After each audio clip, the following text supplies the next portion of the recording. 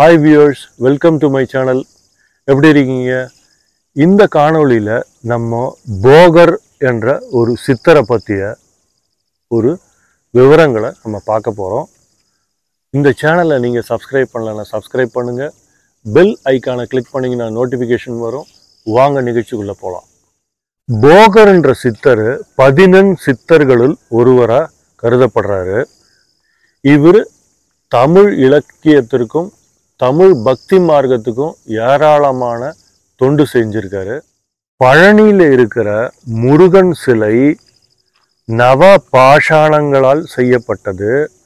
அதை உருவாக்கினவர் நம்ம போகர் என்ற அந்த சித்தராவார். போகருக்கு ஏராளமான சீடர்கள் இருந்தாங்க. அதில் குறிப்பான ஒருவர் தான் புலிப்பாணி சித்தர்.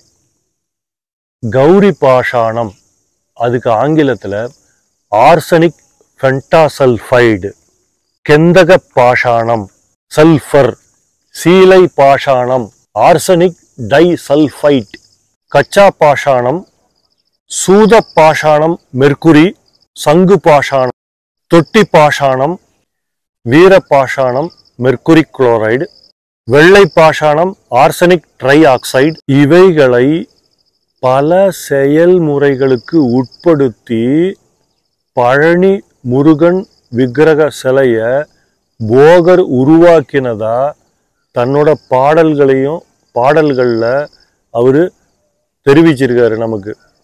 இது எத்தனையோ 1000 வருடங்களுக்கு முன்ன நடந்த ஒரு நிகழ்வு. பாங்கான பாடாணம் 9னும் பரிவான விவரம்தான் சொல்ல கேளு, கௌரி கெஞ்சியிலைமால் தேவி கொடு, வீரம் கச்சால் வெள்ளை அகர்கின்ற தொட்டினோடு சூதம் சங்கு, பூரணமாய் நிறைந்த சிவசக்தி, நலமான மனோன்மணி கடாச்சத்தாலே நன்னி 9ஐயும் கட்டு கட்டு. போகர் சீனா மொழியிலையும் சில இலக்கியங்களும் சில நூல்களையும் எழுதியிருக்காரு. அவர் சீனாவுக்கு போயிட்டு இதெல்லாம் கற்றுக்கிட்டு அங்கேயே ஒரு குரு மாதிரி திகழ்ந்தாரு. அதுக்கான ஆதாரங்கள் இருக்கு. அவரு போகர் நிறைய நூல்களை தமிழையும் சீன மொழியிலையும் எழுதியிருக்காரு. அதுல ஒண்ணு சித்த மருத்துவம், ரசவாதம், காயகற்ப முறை. போகர் கிமு 500 மற்றும் கிமு 100 இடைப்பட்ட காலத்துல போகர் என்ற அந்த மாபெரும் சித்தர் வாழ்ந்ததா சொல்றாங்க. போகருக்கு பழனி முருகன் சன்னிதானத்துக்கு அருகிலேயே சமாதி இருக்கிறதா சொல்றாங்க. சீனாவில் இவர் பேரு போயாங் வேய் அப்படிங்கிற பேர்ல தான் போகர் அழைக்கப்பட்டார்.